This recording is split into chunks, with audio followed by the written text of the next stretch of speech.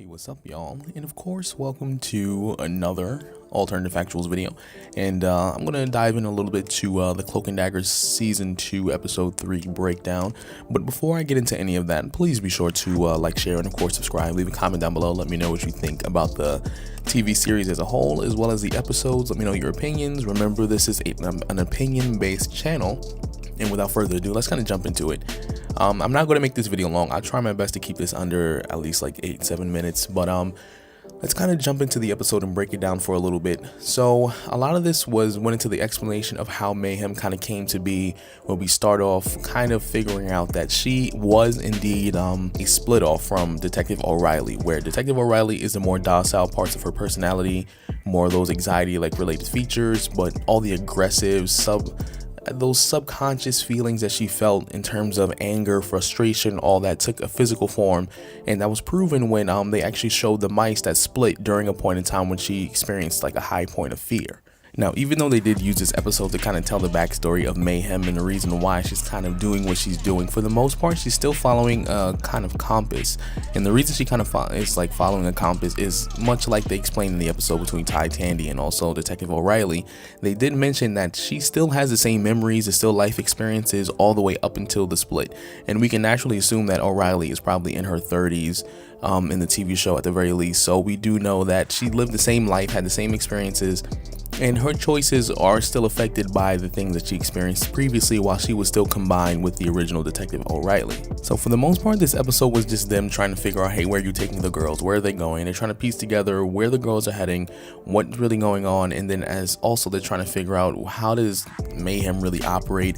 And they kind of distinguish that, obviously based on what I just said like a couple seconds ago, that because of the same experiences that they have, they seem to have this correlating or link kind of mentality, just simply because, you know, she still has the same training, the same understanding of what's going on in the world as Detective O'Reilly. So they're using her as a method to try and find her. Now, in my personal opinion, I think one of the more interesting aspects of the episode is something that only pops up about like maybe 4 or 5 times, but it's the priest. Now, in the Cloak and Dagger comics, the priest was actually someone that Ty and Tandy went to when they were actually on the run in the city. I believe it was in New York City when they were on the run when they first came in contact with the priest, but I could be wrong about that. If I'm wrong, obviously I'll make a correction on the screen.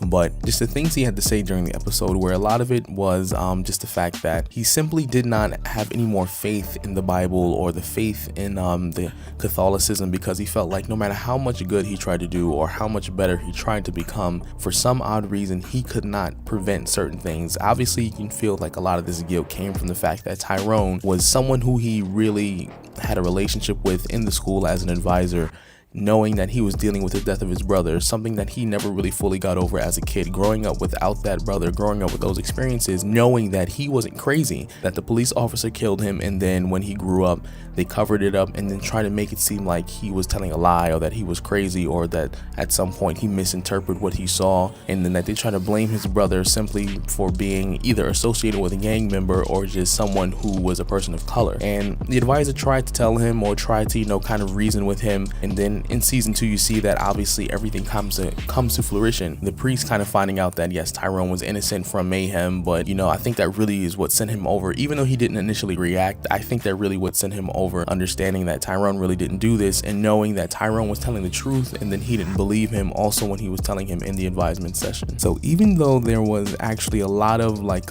little story tidbits of information and things that had to do with the plot, a lot of it was for the most part pretty straightforward. Like I said, the relationship between Mayhem and Detective O'Reilly, the whole relationship between Tyrone and the priest, and the whole fact that the priest was feeling guilty, and then on top of him feeling guilty, the fact that he started to actually drink more.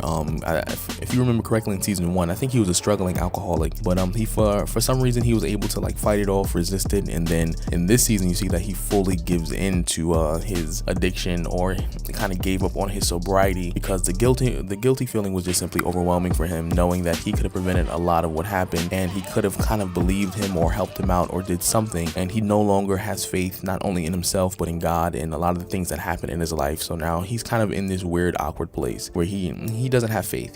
He's just confused. But even though, like I said, those little story plot points really were interesting and really did feed to the overall enjoyment of this episode, with the little information or little kind of hints that they gave about Tyrone's power is the fact that he seemed to be weak or kind of developing this kind of hard breathing, or I don't know what you call it, pacing kind of breathing pattern or of some sorts. But it's one of those situations where he was like teleporting multiple groups of people. Okay, yes, he's getting frustrated. He's getting, he's pacing, he's breathing hard. And then Tandy was the one who actually was like, hey, are you okay? And he's like, I'll be fine, meaning something's going on with him. And then at the very last, like 3 minutes, you see, like, not only is he kind of extending his darkness to catch the bullets, but he pulls in Mayhem into his cloak. Well, not really a cloak, more like a hoodie, but he extended his powers and consumed her. And I think what's going on here is that the reason why he's been breathing so hard, or the reason why he's kind of been weak or maybe not at his peak level of strength, is because he's hungry. And I've kind of dove into this on several occasions where I mentioned before, like, that hunger is going to become a problem. That was one of the prime aspects of his abilities when you kind of read the Cloak and Dagger comics.